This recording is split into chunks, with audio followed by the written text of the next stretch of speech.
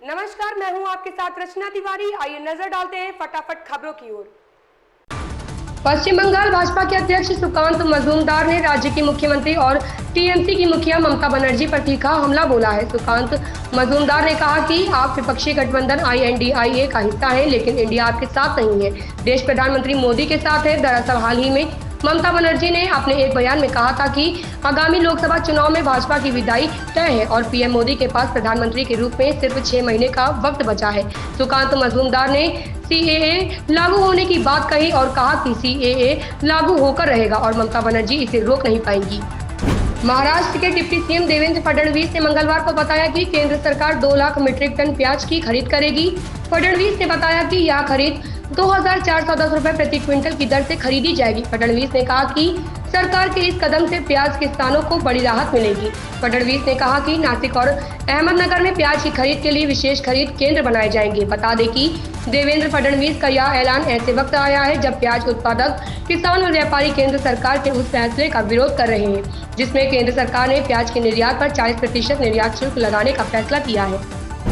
Asia cup के लिए भारतीय टीम का ऐलान हो चुका है। सोमवार 21 अगस्त को भारतीय क्रिकेट कंट्रोल बोर्ड BCCI के चयनकर्ताओं द्वारा चुनी गई टीम में कई खिलाड़ियों की वापसी हुई है, तो कुछ को मौका नहीं मिला है। लंबे समय तक चोट के कारण बाहर रहने वाले KL राहुल और श्रेयस अय्यर को टीम में रखा गया है। श्रेयस को पूरी तरह से फिट बताया गया है, लेकिन राहुल अभी भी परेशानियों का सामना कर रहे हैं। भारत के विश्व कप विजेता खिलाड़ी मदन लाल ने राहुल और अय्यर की फिटनेस पर चिंता व्यक्त की है। इसके अलावा उन्होंने युजवेंद्र चहल और रविचंद्रन अश्विन को बाहर रखे जाने पर हैरानी जताई।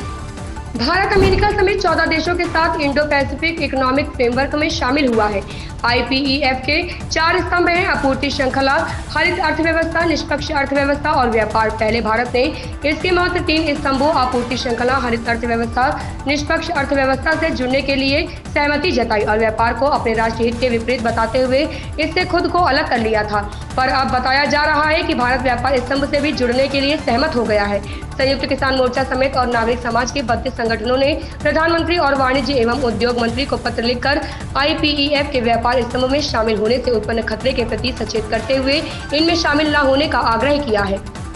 प्रधानमंत्री नरेंद्र मोदी 15वें ब्रिक्स शिखर सम्मेलन में शामिल होने के लिए मंगलवार सुबह दक्षिण अफ्रीका के लिए रवाना हुए।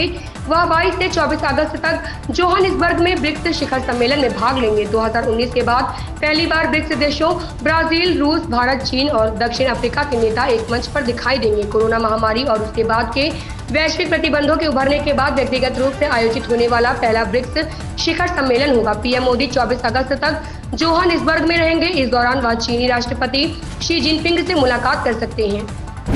भारत और पाकिस्तान के बीच अक्सर तनाव की खबरें सामने आती हैं, लेकिन बहुत कम ऐसा होता है कि जब दोनों देशों के बीच प्यार की बात हो। लेकिन इस बार रक्षाबंधन के मौके पर दोनों देशों के बीच प्यार देखने को मिलेगा। पाकिस्तान की कमर मोहसिन शेख यानी भारत के पीएम नरेंद्र मोदी की राखी बहन इस साल खुद अपने भाई को राखी बांधेंगी। कमर मोहसिन शेख ने इस बार खुद राखी बनाई है।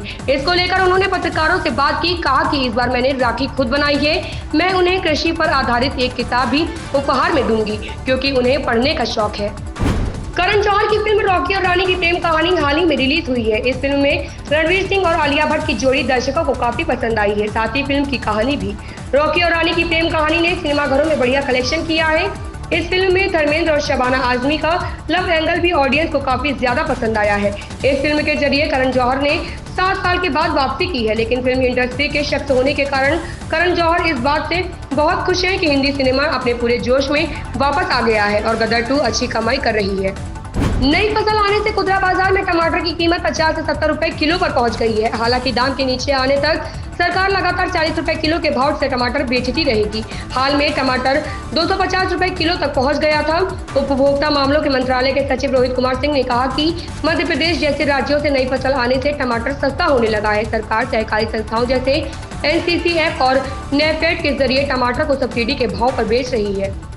दुनिया के कई हिस्सों में कोरोना वायरस के नए स्वरूपों वेरिएंट का पता चलने के बाद केंद्र सरकार ने सोमवार को एक उच्च स्तरीय बैठक की। इस दौरान केंद्र ने राज्यों से वायरस के नमूनों का संपूर्ण जीनोम अनुक्रमण बढ़ाने को कहा। केंद्र ने राज्यों से नए वेरिएंट पर करीबी नजर रखने को भी कहा है। आधिकारिक बयान के मुताबिक प्रधानमंत्री के प्रधान सचिव PK मिश्रा ने कहा कि देश में कोविड की स्थिति स्थिर बनी हुई है। सार्वजनिक स्वास्थ्य प्रणालियां तैयार हैं, लेकिन राज्यों को इन्फ्लुएंजा जैसी बीमारी और श्वसन संक्रमण के मामलों पर नजर रखनी होगी। समाजवादी पार्टी ने मंगलवार को मथुरा के वृंदावन में पार्टी के कार्यकर्ता सम्मेलन की शुरुआत की। इस सम्मेलन में अगले वर्ष होने वाले लोकसभा चुनाव को लेकर पार्टी की रणनीति और नीतियों की जानकारी दी गई। इस दौरान कार्यकर्ता प्रशिक्षण शिविर का उद्घाटन करते हुए सपा के महासचिव रामगोपाल यादव ने कहा कि लोकसभा चुनाव के लिए तैयार रहे। वृंदावन के छठीकरा रोड स्थित समाजवादी पार्टी द्वारा कार्यकर्ता सम्मेलन हो रहा है। सम्मेलन में पार्टी के प्रदेश अध्यक्ष नरेश उत्तम पटेल द्वारा अध्यक्षता की जा रही है। इन खबरों में बस इतना ही, बने रहिए हमारे साथ।